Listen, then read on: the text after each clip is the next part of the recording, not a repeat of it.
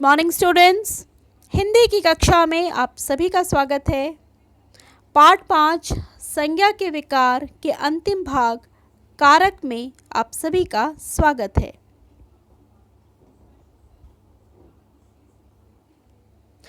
इस पाठ का तीसरा और आखिरी टॉपिक है कारक। चलिए देखते हैं, पढ़ते हैं और समझते हैं कारक को। शिकारी ने कबूतर को तीर से मारा। कबूतर पेड़ से नीचे जमीन पर गिर पड़ा। उपर्युक्त वाक्यों में रंगीन छपे शब्द जैसे ने, को, से, पर अपने पूर्व में आए संज्ञा तथा सर्वनाम शब्दों का वाक्य की क्रिया से संबंध बता रहे हैं। ये सभी कारक हैं।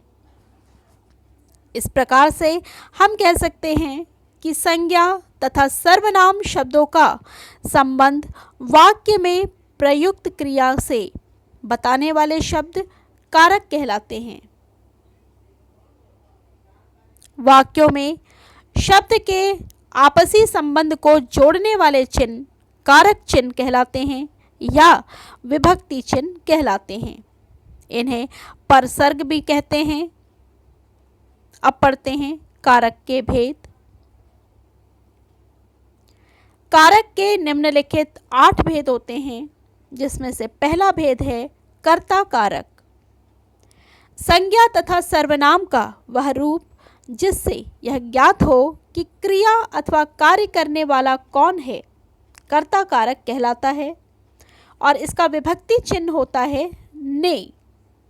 उदाहरण जैसे अमन ने पुस्तक पढ़ी। इसमें ने से पता चलता है कि क्रिया करने वाला कौन है। दूसरा कारक है कर्म कारक। संज्ञा तथा सर्वनाम का वह रूप जिस पर क्रिया अथवा कार्य का प्रभाव पड़ता है वह कर्म कारक कहलाता है और इसका विभक्ति चिन्ह को है। जैसे राम ने श्याम को संगीत सिखाया। इसमें को से पता चलता है कि इसमें क्रिया का फल किस पर पड़ रहा है। तीसरा कारक है करण कारक। संज्ञा तथा सर्वनाम के जिस रूप से क्रिया अथवा कार्य के माध्यम का ज्ञात होता है उसे करण कारक कहते हैं और इसका विभक्ति चिन्ह होता है से या के द्वारा। जैसे मोहन ने सोहन को डंडे से पीटा। तो यहाँ पर से पता चलता है कि कार्य किस चीज के माध्यम से हुआ है। चौथा कारक है संप्रदान कारक। संज्ञा तथा सर्वनाम के जिस रूप से यह ज्ञात होता हो कि क्रिया का कार्य किसके लिए हो रहा है वह संप्रदान कारक कहलाता है और इसका विभक्ति चिन्ह है के लिए अथवा को। जैसे नीतू अपने भाई के लिए एक कलश लाई। यहाँ पर के लिए से पता चलता है कि यह कार्य किसके लिए हो रहा है। पांचवा विभक्ति चिन्ह है अपादान कारक। पांचवा कारक यानी कि अपादान कारक।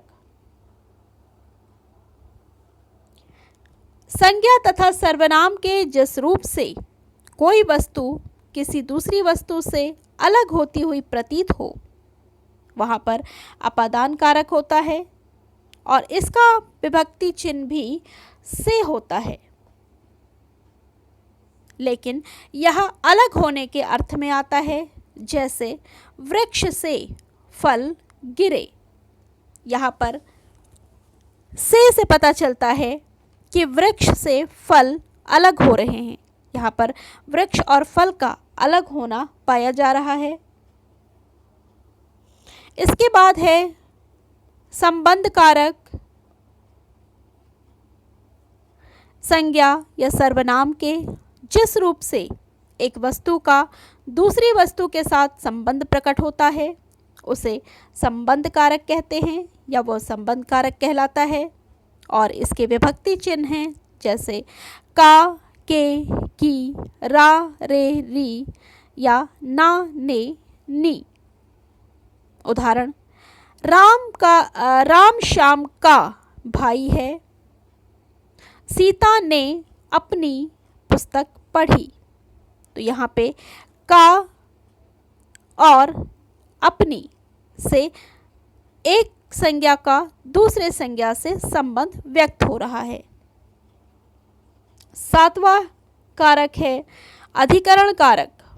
संज्ञा तथा सर्वनाम के जिस रूप से क्रिया का आधार प्रकट हो उसे अधिकरण कारक कहते हैं और इसका चिन्ह है में या पर।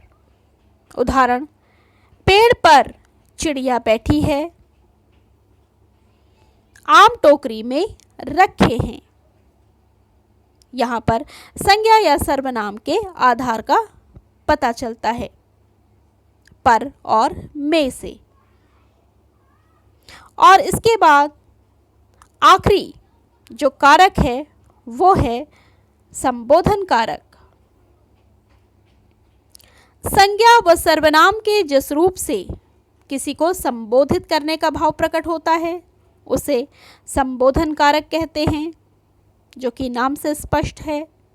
और इसके विभक्ति चिन्ह हैं हे, अरे। उदाहरण, हे भगवान, यह क्या हुआ। यहाँ पर हे से भगवान को संबोधित करने का बोध हो रहा है। बेटी, यहाँ आओ। ये सभी संबोधन कारक है। करण तथा अपादान कारक में अंतर आइए देखते हैं। करण तथा अपादान कारक में क्या अंतर होता है।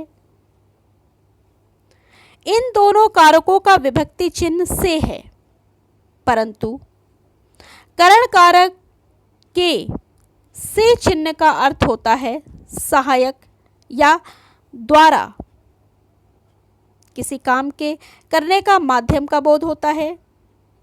लेकिन अपादान कारक के से चिन्ह का अर्थ होता है पृथक्करण, यानी कि अलग होना पाया जाता है। उदाहरण के तौर पे हम देख सकते हैं, जैसे करण कारक का उदाहरण है बढ़ई लकड़ी से कुर्सी बनाता है। यहाँ पर कार्य करने के माध्यम का ज्ञात हो रहा है। और दूसरे उदाहरण में अपादान कारक के उदाहरण में हम देख सकते हैं पेड़ से पत्ता गिरा। यहाँ पर से का अर्थ पृथक होने से हो रहा है, यानी पेड़ से पत्ता अलग हो रहा है। अब है कर्म तथा संप्रदान कारक में अंतर। जिस पर क्रिया का फल निर्भर करता है उसे कर्म कारक कहते हैं। उसमें कर्म कारक होता है और उसके साथ को जुड़ा होता है।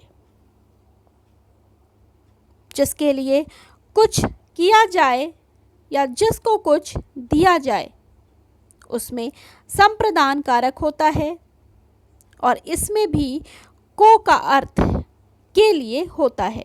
यहाँ पर को का अर्थ के लिए होता है। उदाहरण, सबसे पहला उदाहरण कर्म कारक, मोहन पतंग को देखता है। किसको देखता है? पतंग को देखता है। दूसरे उदाहरण में संप्रदान कारक है, जैसे पिताजी बच्चों को आम देते हैं। किसको आम देते हैं? किसके लिए आम है? वो है को। अब पढ़ते हैं कारक तथा उनके विभक्ति चिन्ह। कारक 8 होते हैं और उनके विभक्ति चिन्ह निम्न प्रकार से है, जो कि आप देख सकते हैं, जैसे कर्ता ने कर्म को विभक्ति चिन्ह, कर्ता ने प्रथमा विभक्ति चिन्ह, कर्म को द्वितीया विभक्ति चिन्ह, करण से या के द्वारा ये विभक्ति चिन्ह, और इसकी विभक्ति है तृतीया, संप्रदान के लिए या को, और इसकी विभक्ति है चतुर्थी। पांचवा अपादान कारक, विभक्ति चिन्ह है से यानी कि अलग होना, और विभक्ति है पंचमी। छठा कारक है संबंध कारक, विभक्ति चिन्ह है का, के, की, के, रा, रे, री, ना, ने, नी, और इसकी विभक्ति है षष्ठी।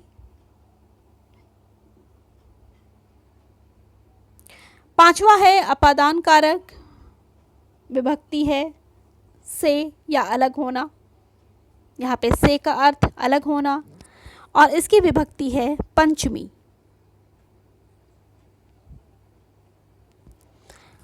सातवां है अधिकरण कारक, विभक्ति चिन्ह है में, पर, और विभक्ति है सप्तमी।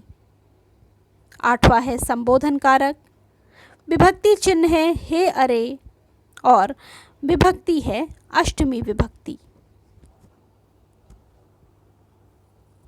आइए अब कुछ मुख्य बातें जो हमने इस पाठ में पढ़ी इसे दोहरा लेते हैं। जैसे संज्ञा तथा सर्वनाम का क्रिया के साथ संबंध बताने वाले शब्द कारक कहलाते हैं।